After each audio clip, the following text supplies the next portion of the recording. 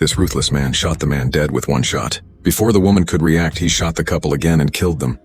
Then he ordered his men to throw their bodies into the wild to feed the dogs. After they left, the woman came back to life. It turned out that the shot just now was just a scratch, but her husband was already dead. The woman struggled to get up, scolded the restraints, and came to her husband and burst into tears. The woman's name was Baker, and she was the first guard of the 75th Ranger of the U.S. Army.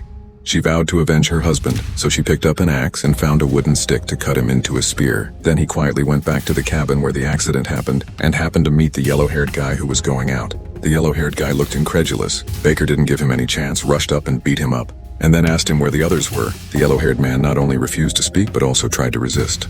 Baker quickly took action and shot him in the stomach, sending him directly to the northwest. He then searched the room for a while, and after confirming that there was no one, he continued to search in the woods. As a result, he found 2 more gangsters. Baker quietly followed one of them when he went to urinate, scolded him and knocked him out.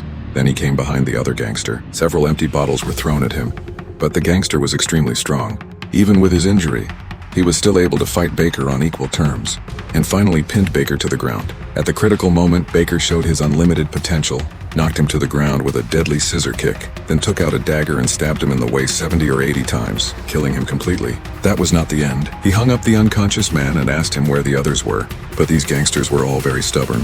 They refused to say a word and attacked him with arrogant language.